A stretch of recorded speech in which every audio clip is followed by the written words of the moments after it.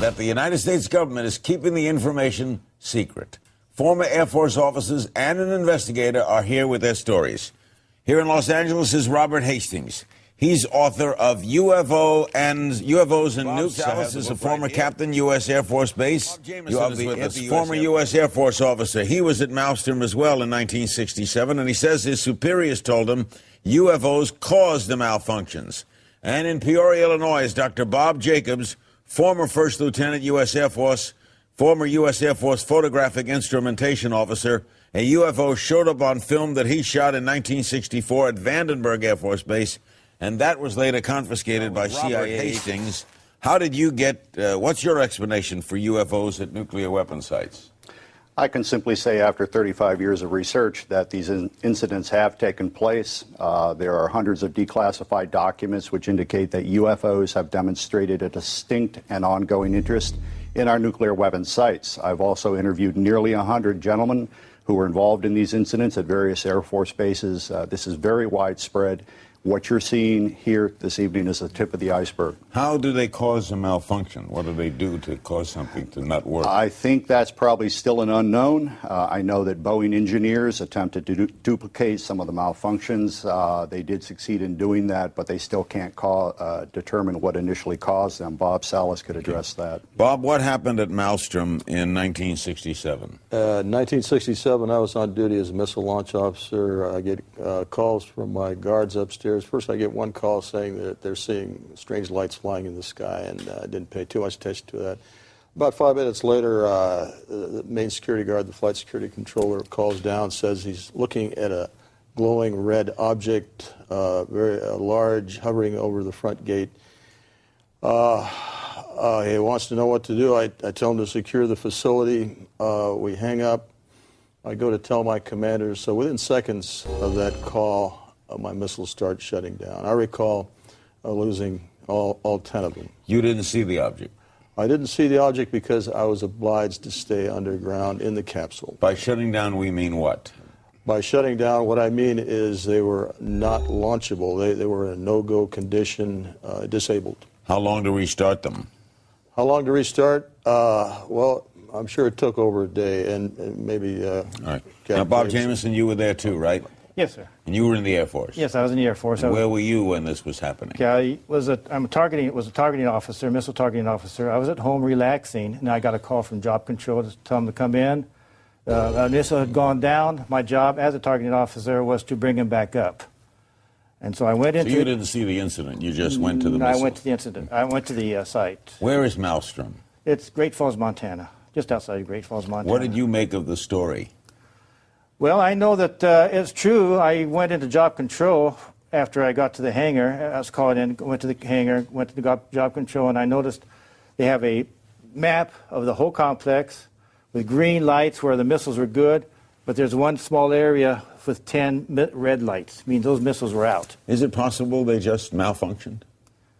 That doesn't happen. Very rarely does a missile malfunction, and I don't think any... Much more rare would be 2 at the same time, but never 10. Now, Bob Jacobs, where were you? What were you filming, and where were you? I was officer in charge of optical instrumentation at Vandenberg Air Force Base from 1963 to 66. That's our job California? was to photograph. That's California, so right there on the coast. Right. And our job was to photograph with high-speed instrumentation every missile launch from Vandenberg going down the test range. They wanted to find out if we could figure out a place to put a telescope where we could get a side view of the missile so that we could see all 3 stages of powered flight.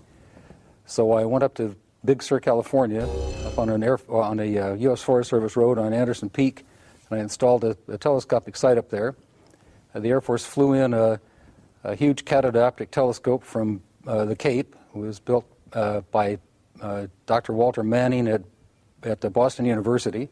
They put the telescope up there, and with that thing, which had a focal length of 2,500 inches, we photographed an Atlas missile raising up out of the fog cover and flying down range. We got all 3 stages of powered flight, and as the dummy warhead and the package flew on down range, we were all celebrating the fact that we had seen the thing and accomplished the mission. When I got back to the base with the film the next day, I was called into the office of Major Florence J. Mansman, and there were 3 people in gray suits standing in there. There was a 16-millimeter camera and a screen set up. Major Mansman said, "Lieutenant, sit down and watch this." And he turned down the lights, turned on the camera, on the projector, and the film came on. And I recognized it as the film that we had shot at Big Sur the previous day. Toward the end of the flight, I was looking at Major Mansman saying, "Pretty good stuff, huh, sir?" And suddenly he said, "Just watch this." And as I watched, the warhead, the dummy warhead, the chaff that was put out in front of it as a decoy to deflect the Russian anti-missile tracking radar, everything was flying along, and suddenly, in the same direction this stuff was flying at about 8,000 miles an hour, an object came into the frame, shot a beam of light at the warhead, flew up to the top, shot another beam of light at the warhead, flew around the direction it was flying, shot another beam of light at the warhead, flew down, shot another beam of light at the warhead, and flew out the same way it came in. The U.S. government does not obviously appreciate people such as myself and these gentlemen speaking out about this. What we're describing on an ongoing basis, decade after decade, at multiple Air Force bases, is disruption of our nuclear missiles. We have an email from Kyle in Plainville, Massachusetts. Why would UFOs only disable U.S. defense systems and not another country? Is there a lesson to be learned in all this? Or do you think maybe, Bob Salas, they have disabled other countries? They have. I know that there have been events in the Soviet Union where they have interfered there. They've been seen in just any country you can name, and they do disable communications, especially. We have an email from Eric in Atlanta, Georgia. What can be done, if anything, to force the U.S. government and/or military to declassify and release all it knows about UFOs? Dr. Jacobs, when do you think that would happen? Do you think that would happen? It would take a revolution in public opinion.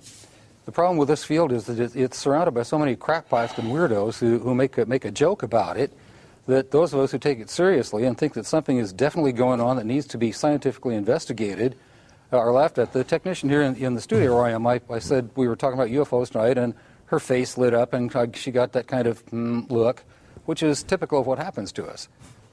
I think that we need a real scientific committee to be put together to look into these things. I think Robert can talk to this too. Absolutely. Bob Salas, you agree? Yeah, I would like to make a comment real quick. The Air Force has perpetrated a fraud, especially in our case. They claim in their statement about UFOs that no UFO incident has ever affected national security, and we lost 20 missiles during the Cold War. They also stonewalled the Condon Committee at that time. The Condon Committee had heard about our incident and were told to go away. They said they were told that no UFOs were involved. And then the Air Force turns around and uses the Condon Committee as a reason not to further investigate UFOs. Robert Hastings, in doing all this shows, what confounds me is, if all this is true, what are they afraid of? What's the government afraid of? Victor Marchetti is a former high-level CIA official. He wrote the book CIA and the Cult of Intelligence in 1975, bestseller. CIA tried to prohibit that being printed. Victor Marchetti in 1979 wrote an article regarding what the CIA thought about UFOs. He alluded to rumors at the agency of crashed UFOs and the recovery of bodies of aliens. More to the point, Victor Marchetti said that in his view as an intelligence analyst, he thinks that the power structures, the elite, the status quo people in every country on earth who are in on the secret are really trying to maintain their own power and status and don't want to rock the boat. Email from Christian, Brighton, Colorado. When is the Air Force going to stop lying to the people and finally tell them the truth about alien visitation? The American people are paying their salaries, and they are supposed to defend and respect the Constitution of the United States of America. Bob Jameson, do you think we'll ever see it? Do you think we'll ever see an Air Force official, Secretary of the Air Force, come on and say, here's the story? Perhaps through more programs such as this, we can get the public tuned to the fact that are UFOs. They're not going to hurt you, I don't think. They haven't hurt anybody that I know of. And I think that perhaps through more programs such as yours and such as these people are bringing out. And a government investigation. And an open investigation. There's never been one, right? Right. Not really, no. I mean, in 1968 was the last congressional hearing on UFOs, 1968.